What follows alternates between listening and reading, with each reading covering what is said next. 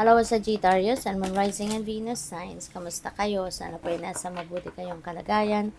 Welcome back po sa Star Tarot. Kung bago kayo dito, welcome din kayo. Thank you for your support. I truly appreciate it. God bless you all, Sagittarius. Paunang mensahe po ninyo ay 8 of Swords in reverse. Ayan, so dito naman, Sagittarius, maganda to kasi nakabaliktad na siya. So, ibig sabihin na baliktad na rin yung ano nito, yung energy niya, 'di ba? Sa ngayon, ano ka na ngayon, yung parang you are going to be free, no? You are reclaiming your power over yourself. Magre-release ka na ngayon ng kung ano man ang negativity, ano man ang negative energy na minsan bumalot sa'yo. Ngayon, you are going to be very hopeful about na sa mga mangyayari sa buhay ninyo. Kung dati, kung ganito, parang ano kayo dyan parang feeling ninyo nakakulong kayo, restricted kayo, wala kayong laya. Pero ngayon, you are going to reclaim your freedom, reclaim your personal power, and you are regaining your awareness, no? About life, about you, about kung ano ang mga bagay na nasa paligid ninyo, anong nag-unfold ng mga bagay-bagay. Ano kayo ngayon? Magsisimula na kayo ngayong umusad sa buhay, no? Magiging positibo na ngayon ang tingin ninyo sa mga bagay-bagay at sa buhay itself.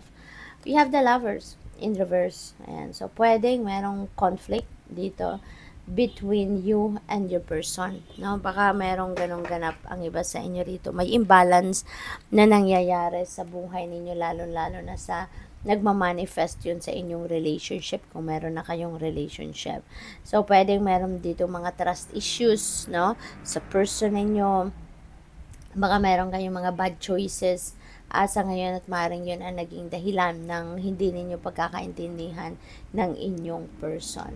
Okay? Pwede rin na ang iba sa inyo dito, it's either kayo yung super focused kayo sa sarili ninyo at hindi na ninyo masyado napapansin yung partner ninyo, yung person ninyo, or baka yung person ninyo, 'di ba? Yung focused sa kanyang sarili at baka nakakaligtaan na kayo, no? So pwedeng may ganong ganap. What else? We have 4 of Swords. You may need to rest, no? You may need to rest, you may need to relax kasi baka stressed out kayo, no? Pwedeng physically, mentally, and emotionally stressed out kayo. Pwede rin na ang iba sa inyo rito is talagang parang wala kayong kapayapaan, ano? Parang ganun. Parang wala kayong tranquility, no? Maybe ganun ang nararamdaman ng iba sa inyo rito. Kaya, kailangan mo na i-balanse muna yung sarili ninyo. Kaya, balansehin ninyo yung sarili ninyo. Magpahinga kayo, mag-relax kayo, mag-contemplate. Okay? Mag-recuperate, mag-rejuvenate. So, give it to yourself kasi para magkaroon kayo ng renewal sa sarili ninyo, hindi ba? Kasi kapag magulo ang isip, magulo yung nararamdaman ninyo, then it's hard, 'di ba? Hindi kayo makakapag-focus, hindi kayo makakapag-desisyon ng maayos, yung ganoon ba? We have 2 of Swords. Ayan.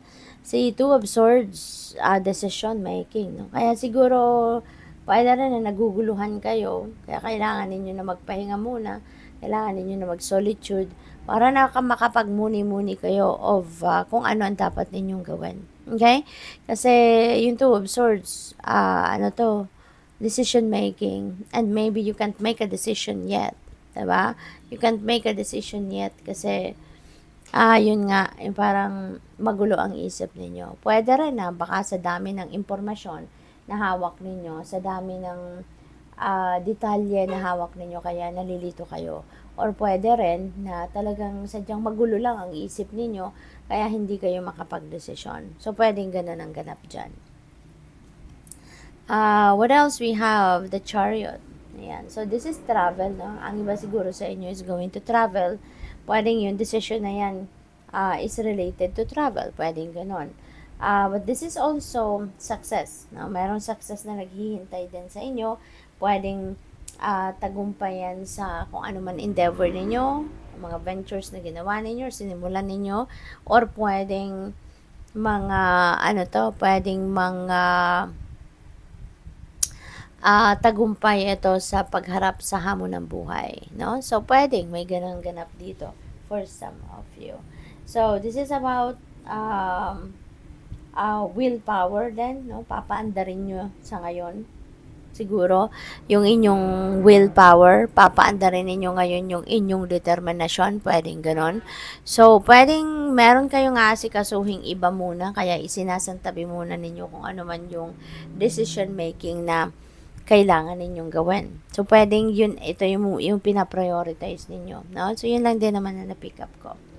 What else? We have King of Swords. Ayan. So, pwede na it's either kayo ito, no, na baka isa na kayong leader, isa na kayong boss, no? Maybe you are a professional, or baka kayo ang naghahanap ng mga ganong klaseng tao. Baka maybe, baka kailangan ninyo ng advice, professional opinion, professional advice. Maybe you are seeking, no, for that. At pwede, no, pwede para matulungan siguro kayo na makapag-desisyon kung ano man ito.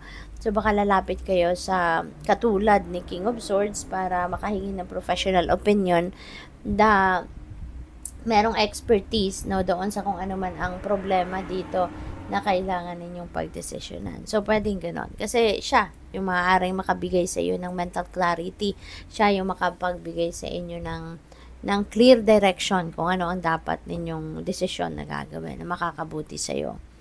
Temperance, ayan, this is about healing, no? So, nasa taas niya si Four of Swords. So, maybe you are renewing yourself talaga. Maaaring yung pagpapahinga nyo na yan, talagang it's going to make wonders, no, sa katawan ninyo. Kasi totoo naman, diba, yung sleep, no, baka kailangan ninyong quality sleep. Kailangan ninyo talagang magpahinga. Kasi when we are sleeping, that's when our body is recuperating. Kaya napakahalaga talaga ng tulog, ng quality sleep, no? So, maaaring through that, na mabibigyan ninyo ng oras ang sarili ninyo na makatulog talaga ng maayos na tulog. And malaking bagay yun sa katawan ninyo, no? Makakabawi kahit papano ng lakas ang katawan ninyo. So, you are going to start to heal, no? Yung pagod, yung stress, yung hirap, no? Kaya, napakaganda na. Maaring magsimula na kayong makapagsimula na kayong balansehin or ibalik yung balanse, no, sa sarili ninyo after that. You have 6 of Pentacles. Ayan. So, there is prosperity coming your way dito. Meron ditong paparating na pera. This could be a windfall of money coming your way. Baka meron din talaga kayong inaasahan na pera, no, na dadating. So, maaring ito na yon, no, nagsisignal sa inyo.